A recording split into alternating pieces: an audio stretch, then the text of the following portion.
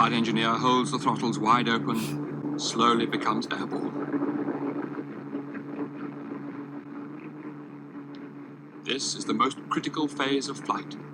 An engine failure now could spell disaster.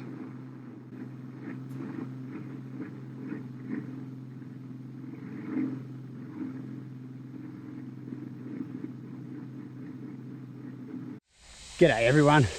Today I've come out to a site between Darra and Gailes, and this is most famously the site of the Darra Ordnance depot, a place where the Americans stored a lot of their munitions for World War II.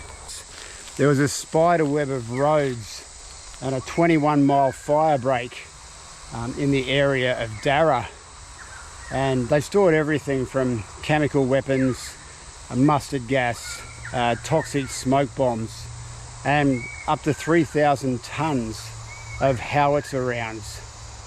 Now, it's also quite well known that on the site that I'm standing at the moment was the Darra, I've got to get this right, it was the Darra Small Arms Renovation Plant. So there's these two quite large concrete slabs here.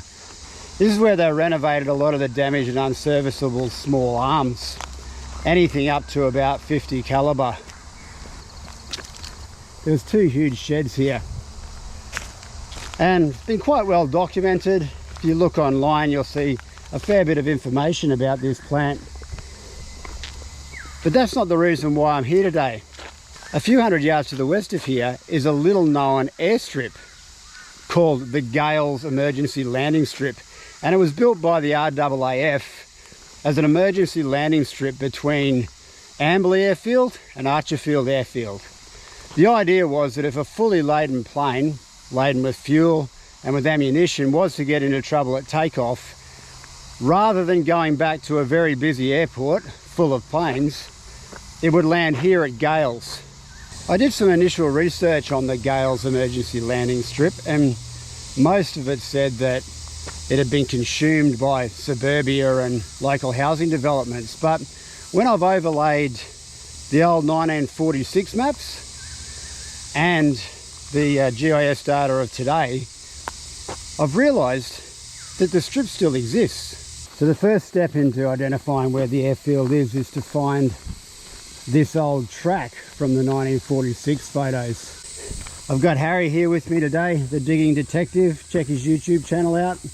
And I'm walking down what I believe used to be the pathway leading to the airstrip. Alright, we could be on the right path here because Harry's just pulled up an old 303 round. Oh, that's in pretty good nick, isn't it? Pretty polished. I think it said 59, so it might be old. It might be a newer one. Yeah. So apart from some shrapnel and a couple of rounds of ammunition we've picked up, this is the first sign that I may be on the correct path. This is a cut tree. So the digging detective has just unearthed this old axe head. We're going to go back and do some research and see if it's actually a World War II issue one, because these, that's all axe. If there were any remnants of buildings, they would be right about here.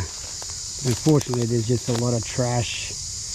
And if you look up there, there's definitely an area that those tall trees have been cleared. So what I can work out is that the position of the runway should be between these two trees. You can see there's quite a bit of old growth missing. So I'm going to fire up the drone.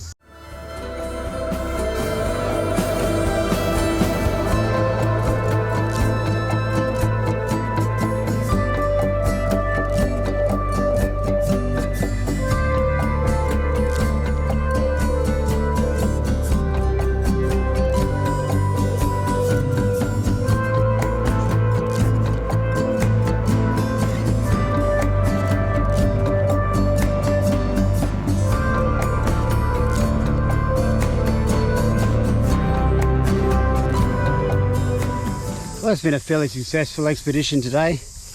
We already knew where the small arms renovation plant was, and relative to that, we can now find exactly where the Gailes emergency landing strip is now located.